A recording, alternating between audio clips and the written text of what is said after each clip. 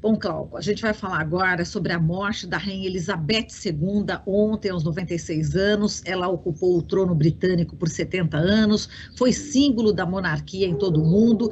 2 dias antes, a rainha deu posse à nova primeira-ministra britânica, Liz Truss, e a gente vai convidar aqui o Williams Gonçalves, ele que é professor de Relações Internacionais da Universidade do Estado do Rio de Janeiro, que já esteve esta semana justamente falando dessa posse, né, da primeira-ministra britânica. Olá, Williams, bom dia, seja muito bem-vindo. Bom dia, Marido, muito obrigado. Bom, Williams, vamos falar nesses 70 anos de reinado, né, da Rainha Elizabeth. Ela foi testemunha, né, de muitos fatos importantes da história mundial e também atuou em vários desses episódios relevantes para o mundo, né, devido justamente ao seu reinado tão longevo. Eu gostaria que você destacasse alguns desses momentos, por favor, Williams, e como você também está recebendo aí a notícia, né, da morte da Rainha Elizabeth II. Pois é, é uma notícia que percorre todo o mundo, né, e provoca, naturalmente, todo tipo de sentimento, uma vez que a Rainha Elizabeth II foi uma pessoa, foi uma monarca que valorizou a instituição britânica, valorizou a monarquia, não é? Porque há sempre quem diga que a monarquia é uma instituição ultrapassada, que deveria ser substituída pela república. E entre os britânicos não faltam os republicanos, não é?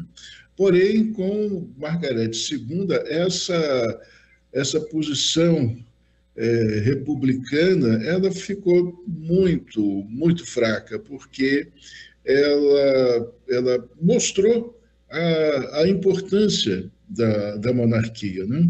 Isso é importante esclarecer, Marilu, porque o sistema político inglês é uma monarquia parlamentar, né? Não é uma monarquia constitucional, é uma monarquia parlamentar. E há, portanto, uma divisão de poderes. A rainha o rei, a rainha, ou a coroa, vamos assim dizer, é o chefe de Estado. E o chefe de governo, quem governa, quem toma as decisões políticas é o primeiro-ministro. E o primeiro-ministro, ou a primeira-ministra, se for o caso, é escolhido pelos seus pares no parlamento.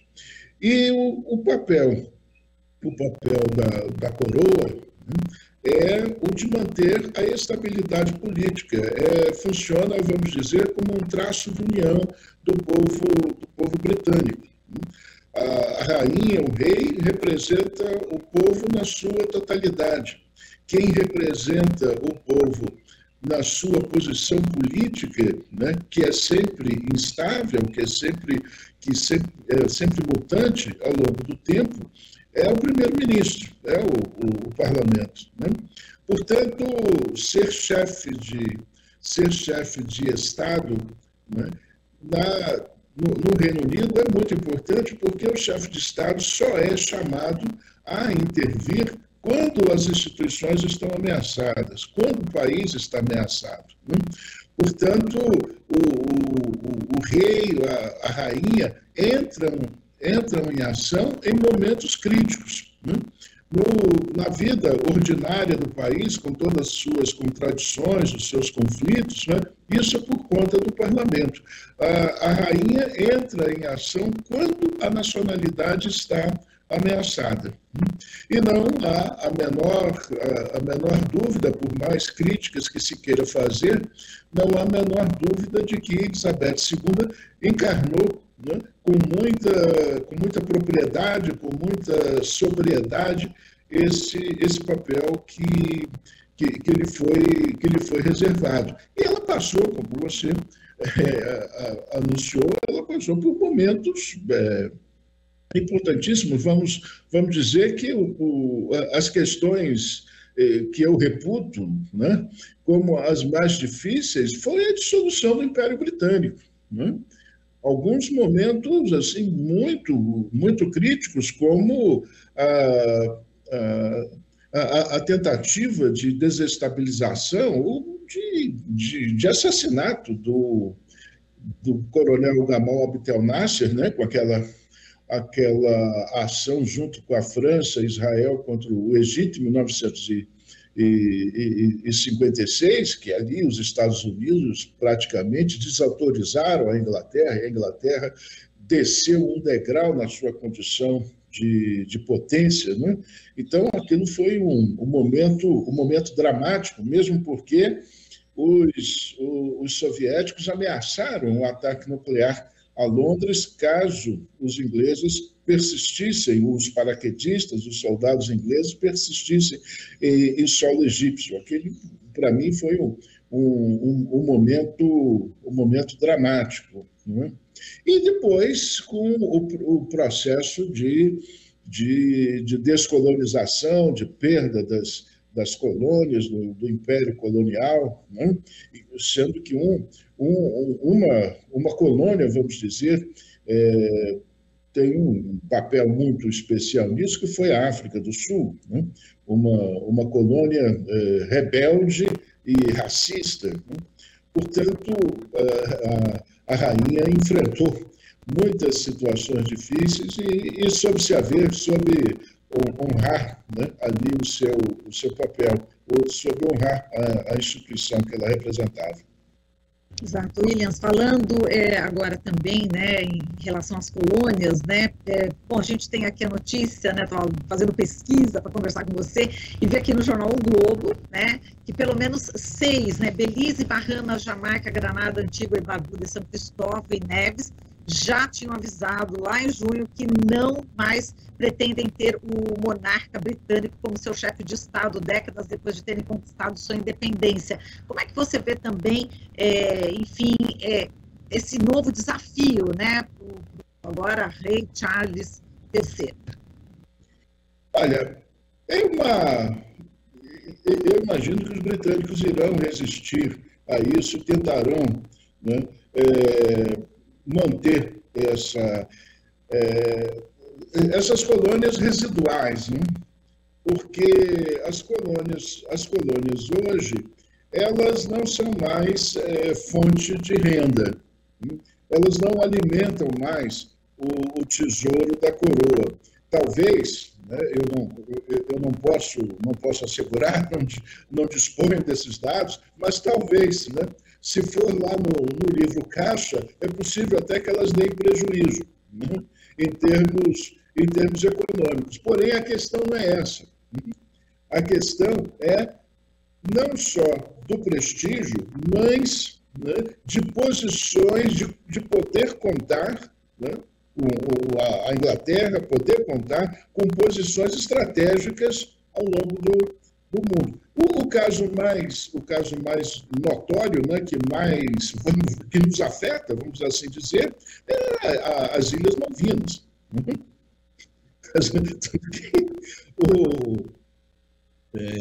A repercussão do falecimento da rainha tem uma repercussão diferente lá entre os nossos vizinhos, não é? Que tem uma relação difícil com a Inglaterra depois de 1982. Portanto, vejam, vamos explorar isso, né? A posse das Malvinas, a soberania sobre as Malvinas, tornam, né, o Reino Unido uma potência do Atlântico Sul. Permite que os transatlânticos, os navios de guerra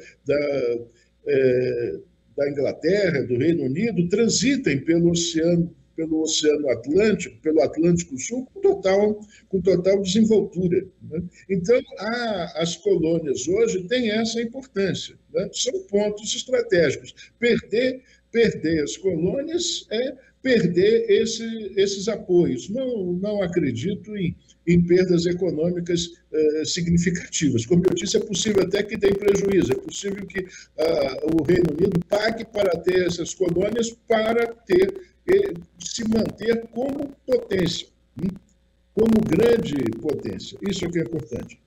Certo. E agora a expectativa em relação ao rei Charles III, né, diante de uma história tão forte, né, da mãe, a Rainha Elizabeth II, enfim, ela que ganhou aí popularidade, né, no mundo inteiro, passando aqui, inclusive, pelo Brasil, visitando algumas capitais e cidades aqui, inclusive como Campinas, no interior de São Paulo, para ver de perto, né, toda a questão também da produção de café.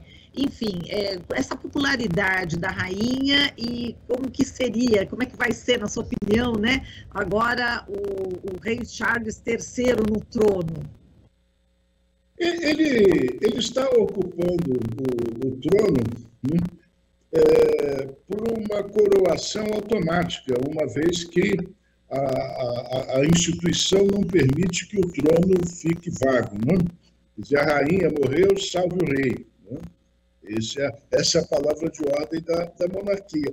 Mas aqueles que conhecem mais, né, especulam que ele transferirá o trono para o seu filho.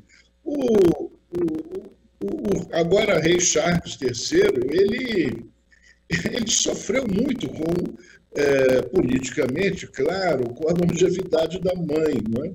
Ele ficou muito exposto. Né? Era ali o presuntivo, né? E um presuntivo que, enfim, né? Como dizem as más línguas, não fazia nada a não ser esperar o dia de reinar. Né? Portanto, ele se expôs demais, os problemas conjugais, matrimoniais dele ganharam uma dimensão global, né?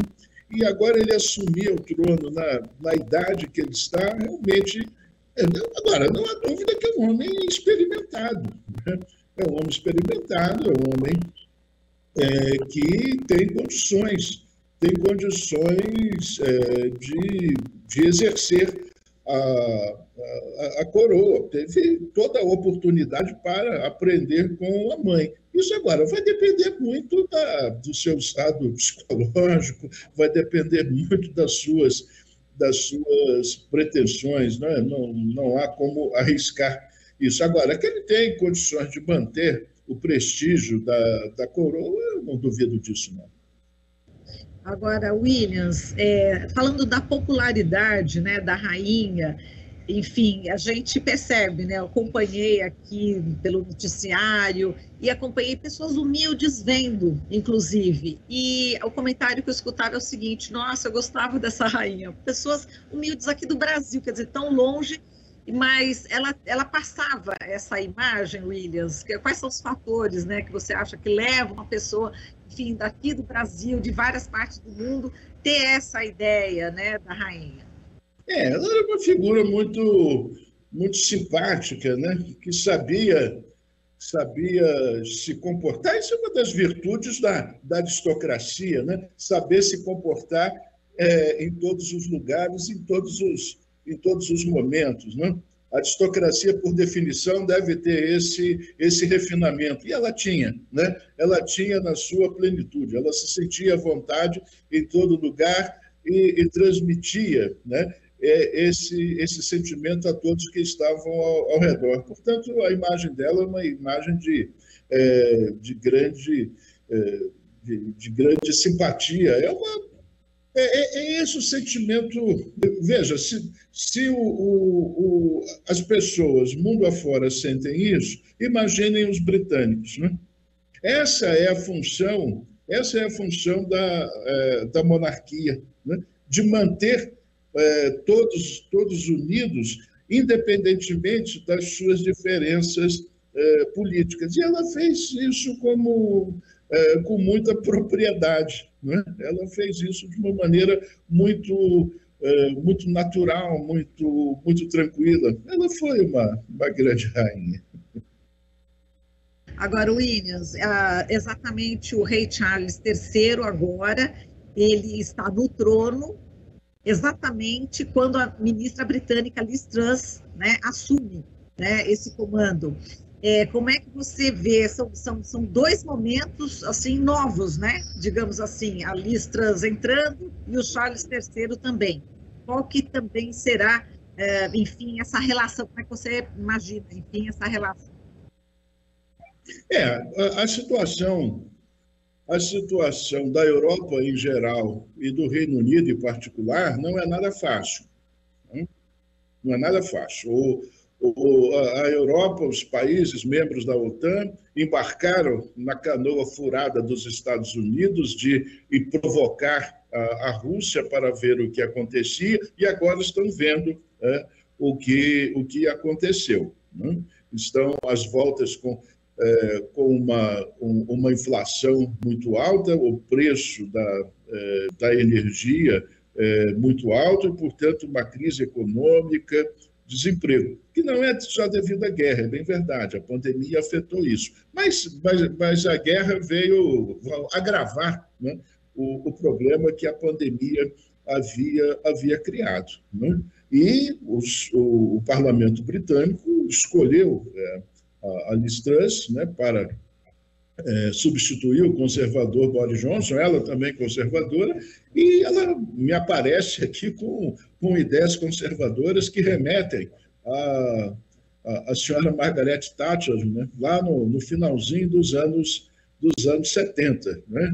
Inclusive dizem que a rainha não tinha nenhuma simpatia pela Margaret Thatcher, né, mas soube manter o afastamento. Vamos ver agora, né, como as coisas vão se sair. A Liz Truss começou o governo tomando uma medida econômica que não é, vamos dizer assim, uma medida típica dos liberais conservadores. Ela chegou congelando preços, né? O que trai o receituário.